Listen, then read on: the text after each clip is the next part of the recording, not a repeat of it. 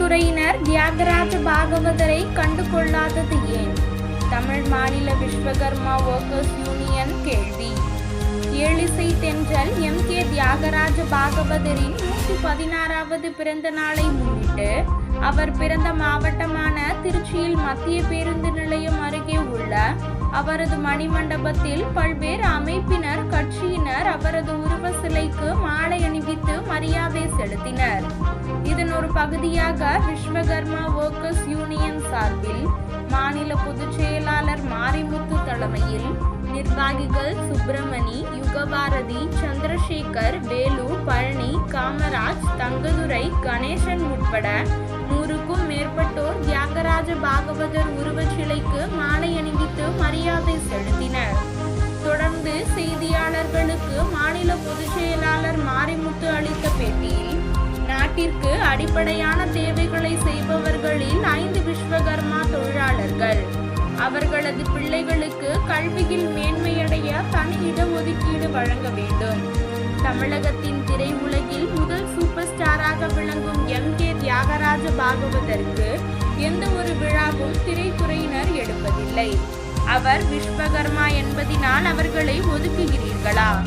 எனவே நடிகர் சங்கம் அரசியல் கட்சிகள் போல் இல்லாமல் அவருக்கு சிறப்பாக விழா எடுக்க வேண்டும். எங்களது விஸ்வகர்மா சமுதாயத்தை BCயிலிருந்து MBCக்கு மாற்ற வேண்டும்.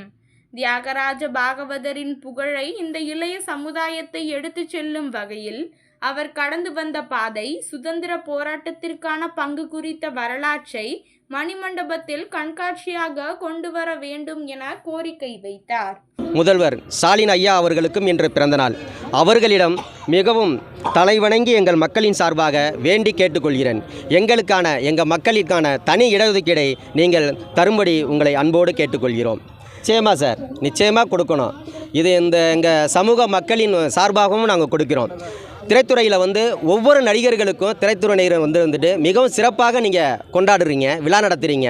ஏன் முதல் சூப்பர் ஸ்டாருக்கு நீங்கள் விழா எடுக்கணும், சிறப்பித்து தந்த பிறந்த நாளுக்கு கூட திரைத்துறையினர் இங்கே ஒரு சிறப்பான ஒரு விழாவை நடத்துறதுக்கான நீங்கள் முன் வருவதில்லை.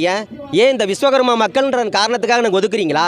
உங்கள் அனைவரையுமே நாங்கள் கேட்டுக்கிறேன், திரைத்துறையினர் அனைவரையும் கேட்டுக்கிறேன், நடிகர் சங்க தலைவர்களையும் கேட்டுக்கிறேன். உங்களுக்கு இந்த மக்கள் மேலே அக்கறை இல்லையா?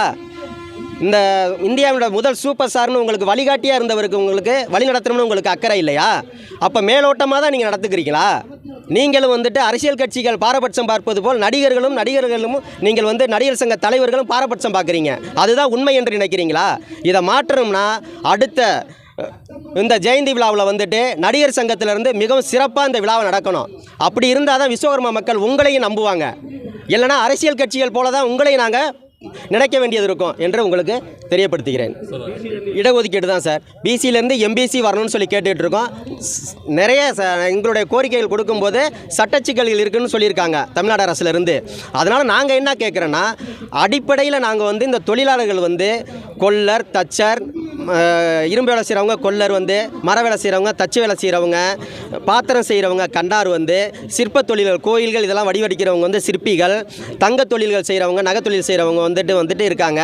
இந்த 5 தொழிலாளிகள் தான் இந்த நாட்டு மக்களுக்கு அடிப்படை வசதி வாழ்வதற்கான அனைத்து வேலைகளும் செய்கிறோம். இன்றும் எங்கள் மக்கள் பிள்ளைகள் பற்றையில் இருந்துக்கிட்டு ரொம்ப கஷ்டப்படுறாங்க. அவங்களுக்கான கல்வியில் இடஒதுக்கீடு, தனி இடஒதுக்கீடு கொடுங்கன்னு கேட்குறோம். அதனால் அந்த தமிழக முதல்வர் நினைச்சானாக்கா உள்ஒதுக்கீடு நிச்சயமாக கொடுக்க முடியும். அவங்களுக்கு இன்றைக்கி பிறந்த நாள், எங்கள் மக்கள் மேலே கருணை காமிக்கன்னு தான் கேட்குறோம். சரிங்களா? அதற்கு தமிழக முதல்வர் உங்கள் பிறந்த நாளில் எங்களுக்கு ஒரு பிறந்தநாள் பரிசாக நீங்கள் அளிக்கும்படி கேட்டுக்கிறோம். கண்டிப்பாக சார், கோரிக்கை அரசுகிட்ட வச்சுருக்கோம் சார். அதை இன்னும் அவங்க செயல்படுத்தலை. அதை செயல்படுத்தணும். வெறும் உருவத்தை மட்டும் கொடுத்துட்டா அவருடைய வாழ்க்கை வரலாறு, அவர் கடந்து வந்த பாதை, சுதந்திர போராட்டத்துக்கு தன்னுடைய சொத்துக்களை விற்றுருக்காரு, நிறையா பணமே வாங்காமல் நிறையா நாடகத்தை நடித்து கொடுத்துருக்காரு. அப்பேற்பட்ட மாமனிதருக்கு ஏதோ தனிப்பட்ட ஒரு திரைத்துறையினர் மட்டும்தான்றதை ஒதுக்கி வச்சுருக்காங்க. அவருடைய வரலாற்றை இங்கே இடம்பெற வைக்கணும். அவங்களுடைய கண்காட்சியாக நிறைவேறினா அவரோட பற்றிய வரலாறு தெரிய வரும். அதை நிச்சயமாக தமிழக அரசு நாட்டு மக்களுக்கு தெரியப்படுத்தணும்.